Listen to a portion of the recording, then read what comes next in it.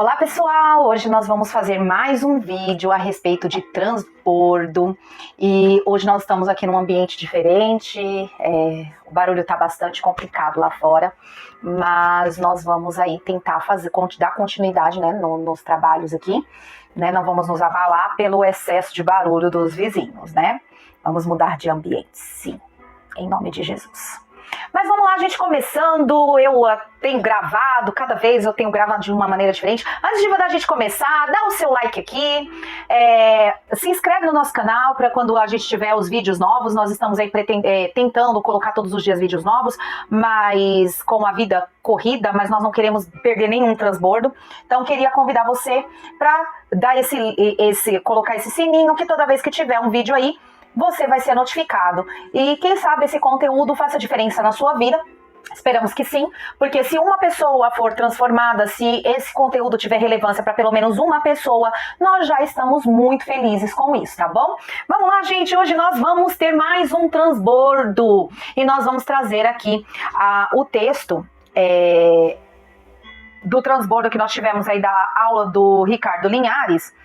Ele está trazendo os livros de Paulo a Timóteo, e nós vamos falar rapidamente a respeito disso. Vamos tentar ser o mais sucinto possível, mas que faça muita relevância, porque para mim foi muito relevante. Então vamos lá, gente. 1 Timóteo, capítulo 4, nós vamos estar lendo daqui, né? Então o capítulo 4, você pode seguir aí com a gente, tá bom?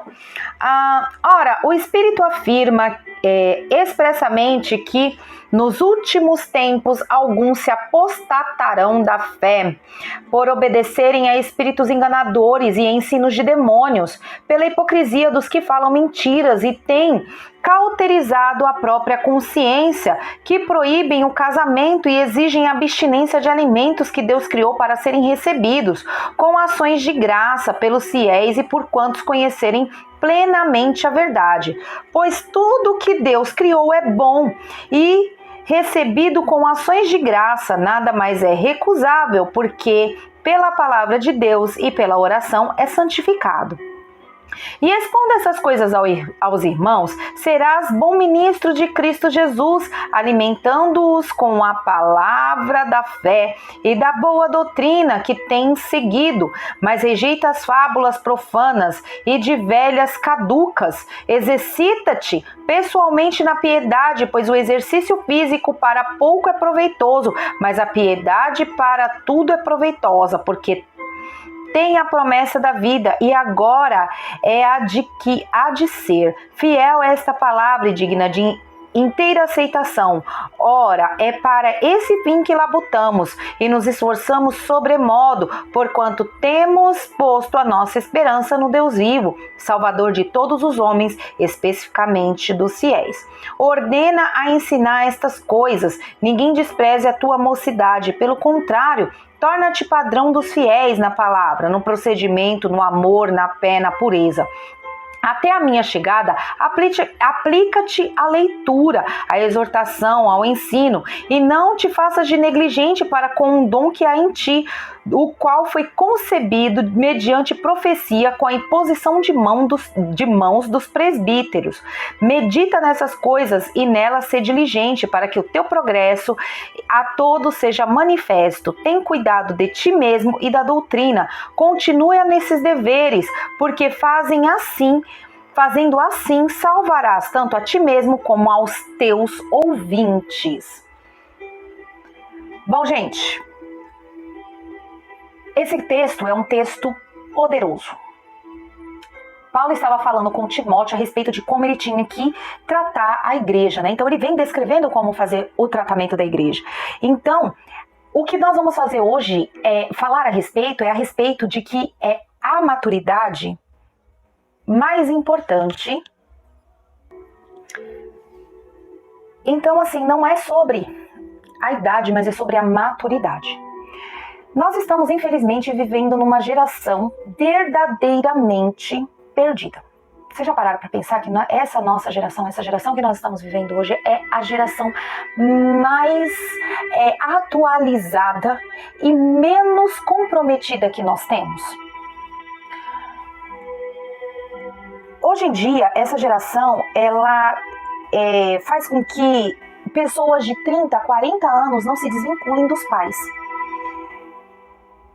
E isso é muito, muito danoso tanto aos pais como aos filhos, como às próximas famílias. Tudo isso tem trazido diversas questões muito complexas, porque quando você não sai, né, da aba da saia da mãe ou ali, né, da perna do pai, nós temos uma dificuldade muito grande.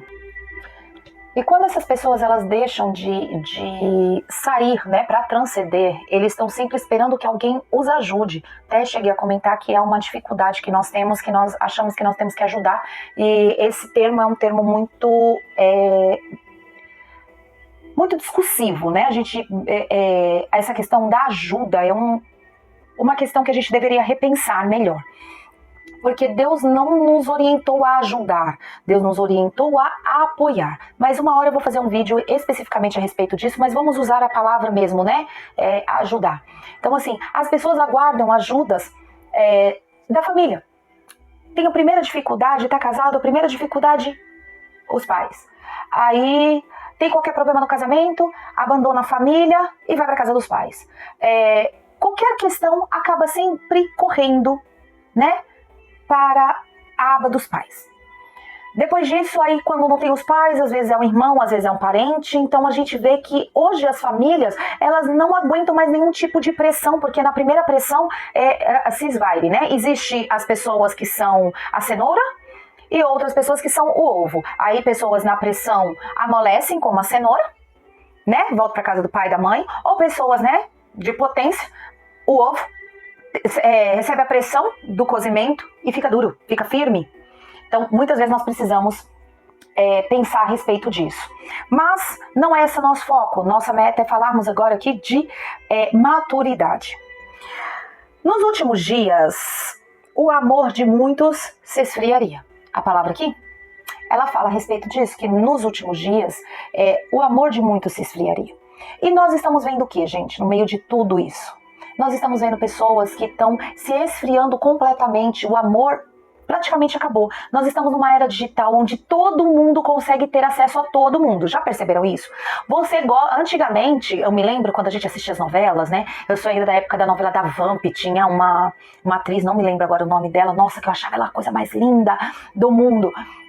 E a gente nunca imaginou que a gente poderia ter acesso a essas pessoas. Hoje, gente, com o Instagram, com o Facebook, com todas essas tecnologias que nós temos, gente, você pode seguir a pessoa e a pessoa às vezes está lá postando o dia todo dela, qual é a academia que ela vai, qual é o professor que ela tem, onde ela tá, o que ela tá fazendo. Antigamente nós não tínhamos isso, então nós estamos num mundo muito mais globalizado, mas essa globalização está transformando nós em verdadeiros zumbis, né? Nós ficamos na tecnologia, nós acabamos estando tão perto de pessoas que estão tão longe e nos distanciando tanto daquelas pessoas que estão tão perto. Às vezes hoje em dia é assustador quando eu vou, por exemplo, num restaurante, quando eu saio com algumas pessoas, tenho minhas primas, meu marido, é difícil tirar fotos porque a gente aproveita tanto os momentos que é difícil a gente tirar fotos, mas a gente vê pessoas que não aproveitam os momentos tirando fotos, né? Há pouco tempo eu fui num evento, o ano passado, fui num evento com a Fernanda Brum. Gente, é assustador, as pessoas não estavam lá assistindo o evento ou aprendendo dentro daquele congresso. As pessoas estavam o tempo todo filmando, as pessoas estavam o tempo todo tietando, não estavam aprendendo. Você não vê as pessoas olhando, você vê as pessoas olhando no celular, está no ambiente, está com o celular e olhando para a tela de um celular. Ou se não estava gravando, eles lá estavam vendo outras coisas. Isso é assustador hoje. Você vai num restaurante, você vê famílias inteiras sentados, comendo, sem falar um com o outro. Eu acho que se bobear é mais fácil o filho mandar: oi mãe, você tá bem? Do lado da mãe. Por quê? Porque a maturidade nossa acabou. Nós não temos mais amadurecimento, nós utilizamos da tecnologia para nos esconder atrás das nossas próprias dificuldades, das nossas próprias situações. Então o amor está esfriando. Hoje eu vi essa semana 3 batidas na sequência, gente, assim, numa saída na sequência.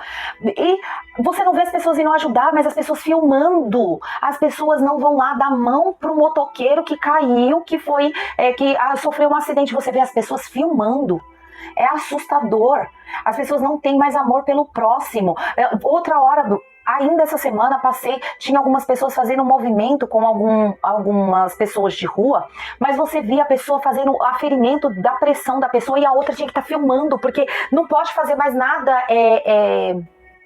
de maneira sigilosa, tem que estar postando o tempo todo nas redes. Olha o que eu tô fazendo. Gente, cadê o amor? Cadê o cuidado com o outro? E aí terminou a gravação, pegou, arrancou e foi embora. A pessoa ficou lá, sem auxílio, né? Então, nem tudo que foi uma das falas, né, nesse transbordo, nem tudo que é bom é de Deus. Você já parou para pensar nisso? Nem tudo o que é bom vem de Deus. Porque nem tudo que a gente acha que é bom, verdadeiramente é bom, mas aquilo que às vezes nossos olhos acham que é bom, nem sempre vem de Deus. A gente precisa ter muito cuidado na nossa vida com aquilo que a gente é. Porque a gente tem que ter cuidado com coisas que a gente faz para se tornar. Eu vou estudar para me tornar pedagoga. Foi o que eu fiz. Eu parei a minha vida para estudar, para me formar numa profissão. Isso é importante? Sim, é importante. Mas a gente tem que tomar cuidado com as coisas que nós estamos deixando para a gente se tornar ou se transformar. Por exemplo, eu preciso ter cuidado para eu não me tornar alguém hipócrita, né? Que está fazendo as coisas apenas esperando e almejando o reconhecimento de outros. Tudo bem? A gente precisa saber quem nós somos. Nós precisamos ter identidade, nós não precisamos estar nos transformando em alguma coisa. Nós falamos em alguns vídeos anteriores, atrás, que estão aí disponíveis, a respeito de que a gente precisa saber a nossa verdadeira identidade. Quando você sabe qual é a sua identidade, quando você acessa a sua identidade, você entende qual é o seu chamado, você entende para que você veio nessa terra, que nós não viemos nessa terra por acaso. Todos nós temos um propósito, Deus tinha um propósito com cada um de nós, ninguém foi colocado nessa terra aleatoriamente. Deus não resolveu, aleatoriamente eu vou espirrar, atchim, e vou dar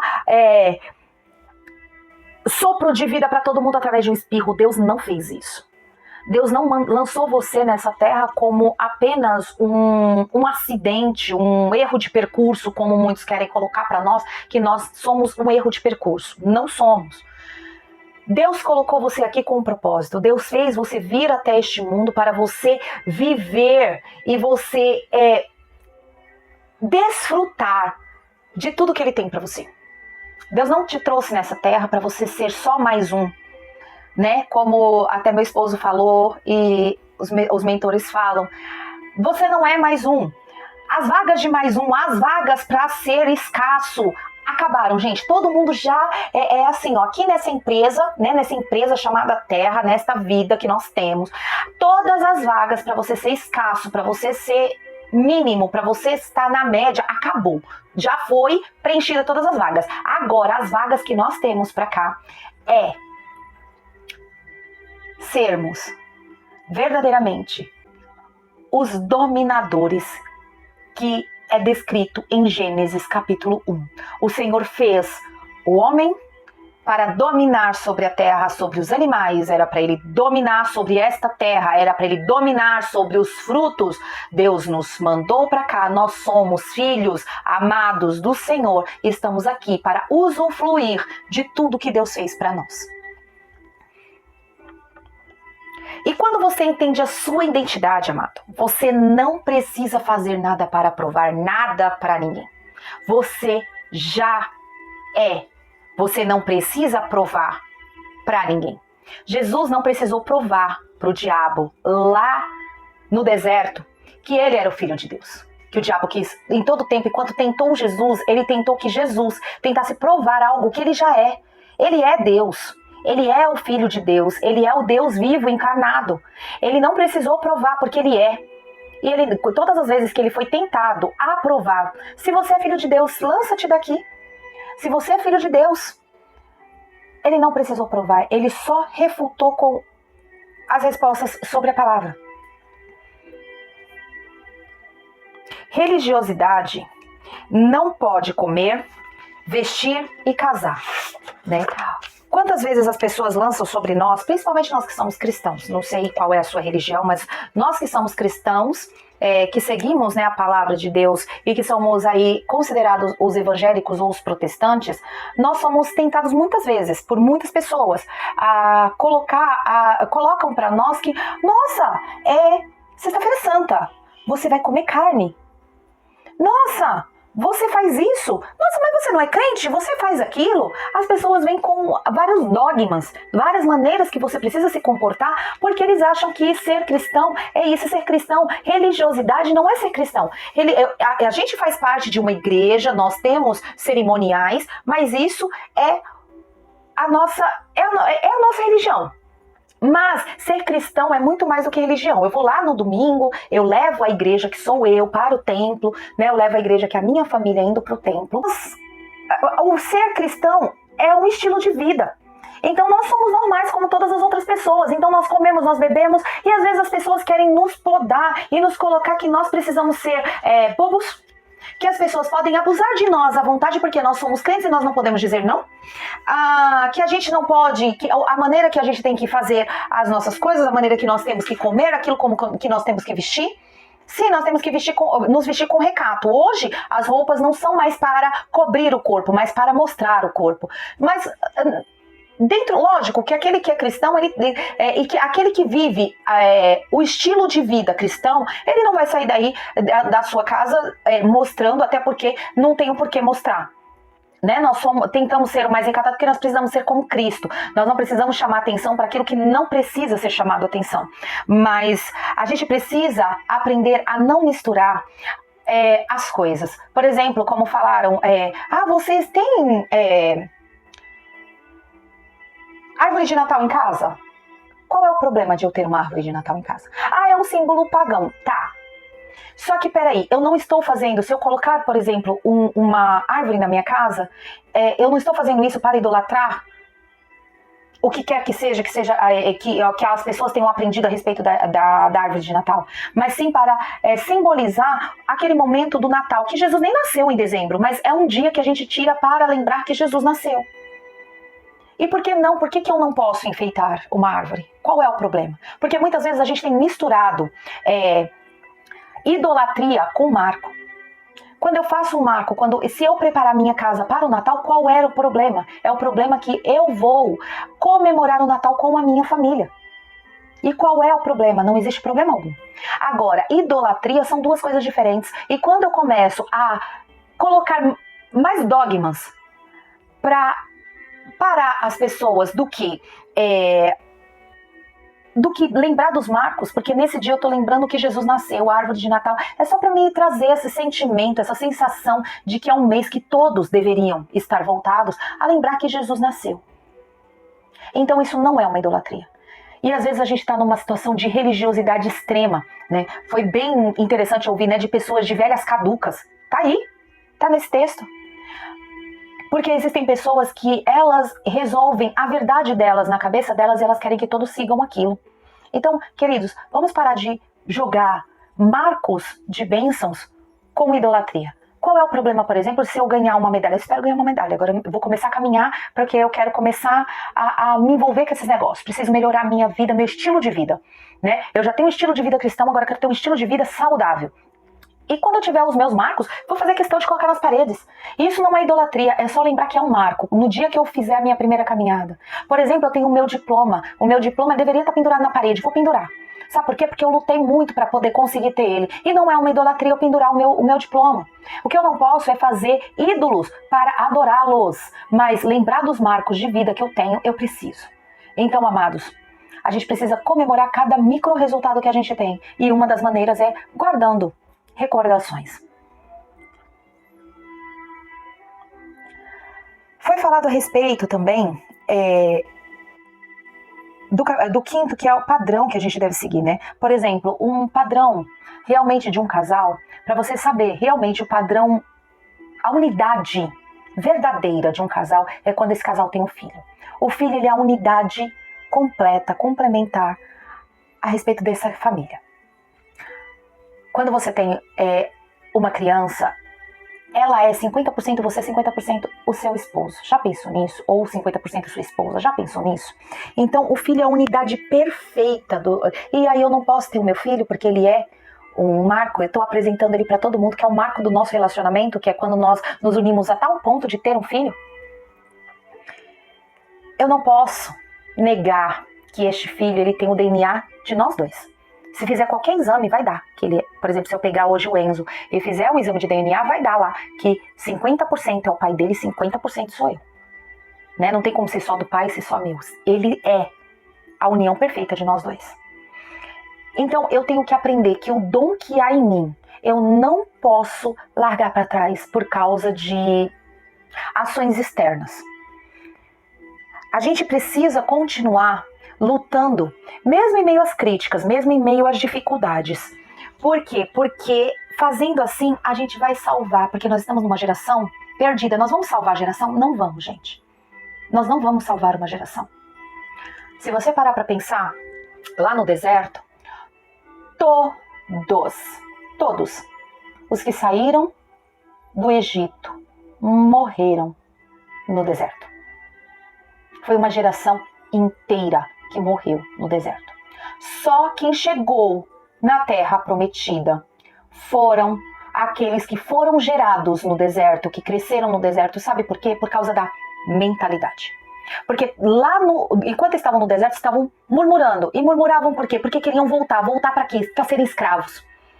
Eles estavam acostumados com a escravidão. Quando a gente muda a nossa mentalidade, a gente entende que a gente consegue viver o melhor de Deus ainda nesse tempo. E aí, quem foi que entrou na Terra Prometida? Foram os descendentes, a próxima geração, que se salvou. E se salvou por quê? Porque teve outros que não sabiam de onde tinham vindo. Eles não foram escravos, eles foram forjados no deserto. Então eles não tinham para onde voltar. Então eles conseguiram conquistar a terra prometida, porque eles fizeram assim e eles salvaram a sua próxima geração. Aquela geração que já estava, ela está perdida. Nós não vamos conseguir salvar essa geração. E se a gente ficar aqui no deserto com essa geração que não quer ir, a gente ficar tentando puxar a pessoa que está ali ao lado, a gente tentar puxar e ela não quer ir, vamos morrer nós todos aqui no deserto. Então, o que a gente precisa fazer? Deixa quem quer ficar no deserto, deixa no deserto e vai você. Vai você, passa da campina, vai pro deserto, caminha, chega onde você precisa chegar. Se reestabelece e aí volta e fala, olha, eu consegui. Talvez você consiga também. Talvez assim você vai conseguir salvar um ou outro, né? Aquele que acorda primeiro salva a família, né? Então continue fazendo assim, faça o seu melhor, deixe quem quer estar, não gaste tempo com quem não quer, faça a sua parte, corra atrás dos seus objetivos e quando você chegar lá, se reestabelece e volta e fala, eu consegui chegar lá e deu tudo certo, então agora vamos. Que talvez aí você consiga salvar alguns. E quando você puder falar, quando você chegar aqui, do outro lado, né? Na floresta, você vai poder falar, me ouça e vem. Que eu tenho certeza que vai fazer diferença na sua vida, tá bom? Vamos orar? Vamos fazer aquilo que Hebreus diz, que a fé é o firme fundamento das coisas que a gente não vê. Então vamos mentalizar, vamos orar e vamos mentalizar aquilo que quais são os objetivos que a gente quer chegar. Vamos lá? Senhor Jesus, nesse momento eu quero agradecer porque o Senhor é bom e porque o Senhor sempre nos ouve. Eu te agradeço, meu Deus, porque nós podemos estar juntos mais uma vez, ouvindo esse transbordo de tudo que está sendo ministrado nesses últimos tempos. E eu quero agora fazer um boot. O que é um boot? Boot é quando a gente liga o computador para ele inicializar, ele precisa inicializar todos os programas que ele tem dentro do seu HD, dentro daquela caixinha que é o cérebro do computador. Então nós vamos agora fazer o nosso boot. Quero que você agora pense em tudo que você pode viver nessa terra. Todas as coisas boas que você pode alcançar nessa terra. Quero que você consiga mentalizar agora todas as sensações que você teria se você tivesse tudo isso que você pensou agora. Tá conseguindo acessar todos os sentimentos que você teria? E por que que todos esses sentimentos que estão em você, estão agora, dentro do seu coração, na sua mente, você não está vivendo? Porque você não precisa receber essas coisas para você ter esses sentimentos já estão dentro de você. Comece a viver esses sentimentos de gratidão, de alegria, de contentamento, de felicidade. E comece agora a pensar em mudanças que você pode fazer, parando de ser religioso, deixando com que aquelas pessoas que querem podar você, dizer que você não pode, você consegue, você tem todos os subsídios para alcançar tudo isso. Não permita que a sua mente seja limitada por ninguém. Guarde no seu coração esse sentimento que você teve agora. E quando você orar na noite, não sei, amanhã, de manhã, hoje, agora, depois, eu não sei que hora você está assistindo agora, lembre desses sentimentos e fale para Deus que você quer ter esses sentimentos de gratidão no seu coração todos os dias. E trabalhe para que isso aconteça. Faça valer todas as promessas dessa palavra fiel que é a Bíblia, que está no seu coração, que está nas suas mãos e você pode ler para que elas fixem nas tábuas do seu coração. Vamos nesse tempo fazer a diferença, vamos transformar. Nós não vamos conseguir salvar essa geração, mas nós conseguimos salvar a nossa casa e aqueles que derem credibilidade à nossa palavra. É isso, meu Deus, que eu te peço e eu te agradeço em nome do Senhor Jesus. Amém. Obrigada, gente. Até o próximo.